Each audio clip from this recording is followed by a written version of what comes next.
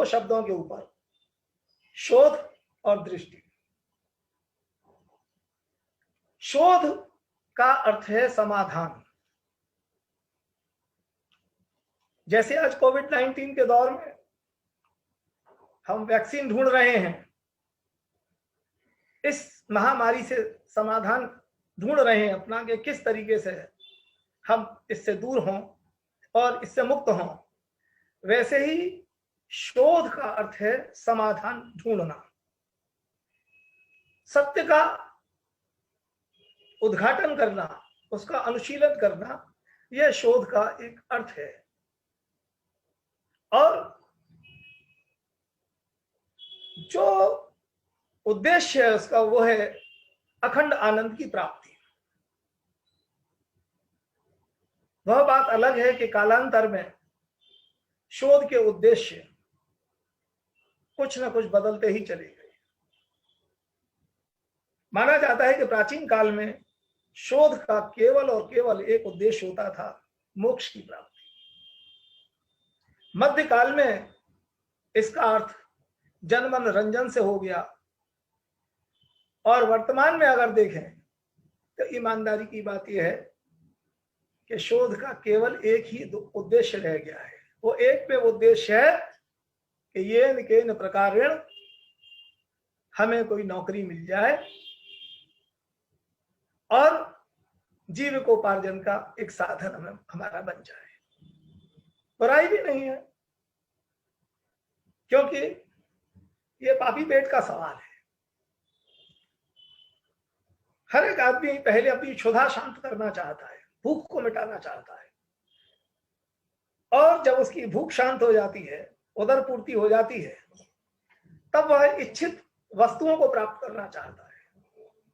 जैसे जब एक बच्चे का बड़ा पेट हो और उसको दिखता हो कि मेरा पिता इतना पैसा कमाता है कि मुझको बहुत अच्छी बाइक दिला सकता है 80,000 रुपए की, तो उसकी डिमांड शुरू हो जाएगी, पापा मुझको तो ये वाली बाइक चाहिए, मेरे सारे दोस्तों के पास है।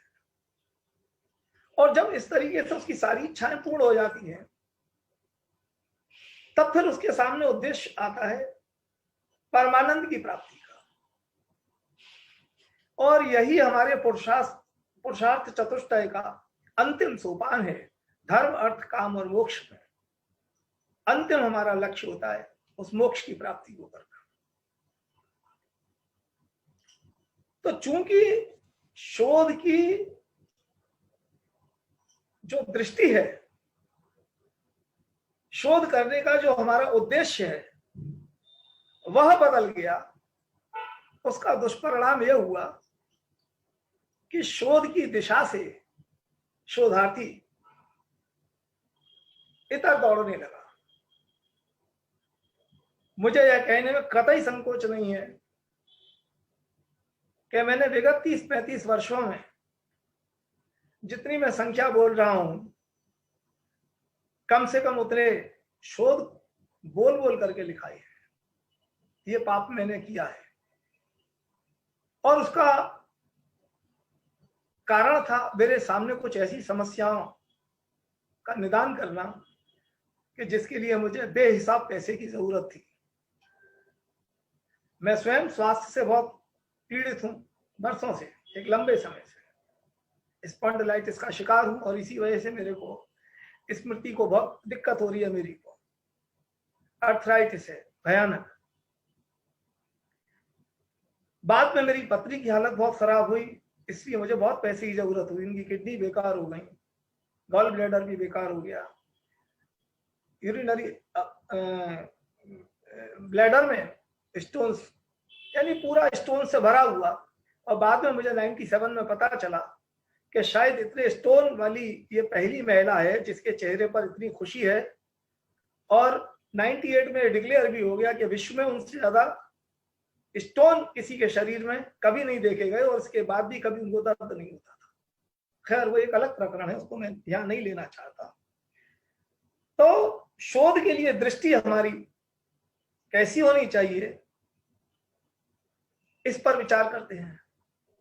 देखिए, जैसी दृष्टि वैसी सृष्टि, ये कहावत सबको जानता है। सावन का महीना हो और हरियाली में मस्ती ले रहा हो कोई व्यक्ति, उसको सब कुछ हरा हरा दिखेगा। ऐसी चक्षुविहीन को कभी भी कहीं भी और कैसे भी वातावरण में आप बिठा दीजिए, उस बेचारे के लिए जगत पूरा अंधकार में है, उसको केवल कालिमा ही और कालिमा दिखेगी। तो हमारी दृष्टि जैसी होगी वैसी सृष्टि होगी। अब बात करते हैं कि दृष्टि कैसी हो, सकारात्मक हो। एक गिलास आधा पानी से भरा हुआ है, आधा खाली है। दो व्यक्ति उसका अलग अलग उत्तर दे रहे हैं। एक कह रहा है कि गिलास आधा भरा हुआ है और दूसरा कह रहा है आधा खाली है। ये दोनों की दृष्टि का फर्क है। जो कह रहा है भरा हुआ है वो सकारात्मक दृष्टिकोण वाला व्यक्ति है, और जो कह रहा है खाली है वो नकारात्मक दृष्टिकोण वाला व्यक्ति है। लेकिन कभी कभी क्या होता है कि हमको बहुत सी पूर्व धारणाएं ऐसी भी मिलती हैं कि उनका हम पूरा अर्थ न समझ करके अपने साथ बहुत बड़ा अन्याय कर लेते हैं, और जो ज्ञान हम आत्मसात कर सकते हैं, जो विद्या जो कला हम आत्मसात कर सकते हैं जितनी, हम उससे वंचित रह जाते हैं। मैं कुछ उदाहरण ऐसे देता हूं। रहीम दास का एक दोहा है जिसकी पंक्ति है, एक साधे सब सधे और सब साधे सब जाए। हम लोगों ने इसका कितना गलत अर्थ ले लिया कि आदमी सोचने लगा कि अगर मान लीजिए हम संगीत की बात करें तो वो क्या सोच रहा है, उसके परिवार वाले क्या सोच रहे हैं, उसके गुरु उसको क्या कह रहे हैं कि बेटा केवल एक को साध करके चलो, तुम या तो वोकल का क्षेत्र पकड़ो या इंस्ट्रूमेंटल का पकड़ो या डांस का पकड़ो। उसमें भी कितनी विधाएं, उसकी तमाम काइंड्स हैं, सब काइंड्स हैं, कि उनमें से कोई छोटी सी चीज को पकड़ो और उसमें महारत हासिल करो। बुराई नहीं है, लेकिन क्या सबका ज्ञान प्राप्त करना बुरा है?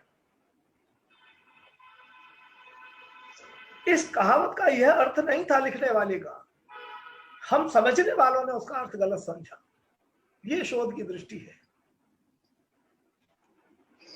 यही कहावत तरह तरह से लोग कहते हैं, लेकिन एक अंग्रेजी की कविता मैंने स्वयं पढ़ी थी 7th क्लास में न्यू प्लान इंग्लिश रीडर में, जिसको मैं आपके सामने बोलता हूं, और देखिए कितना सही अर्थ निकाला उसने इसका, कि work while you work, play while you play, that is the way to be happy and गे।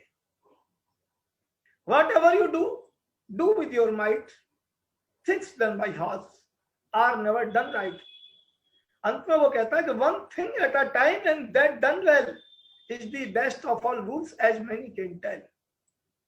वो ये भी कह रहा है कि मैं ही नहीं कह रहा ऐसा, ये बहुतों ने कहा है कि एक समय में आप एक काम कर रहे हैं, यह चाहिए। एक साधे सब सधे का मतलब है कि एक समय में आप जिस काम को कर रहे हैं वो पूरी ऊर्जा के साथ करिए, पूरी शक्ति उसमें लगा दीजिए।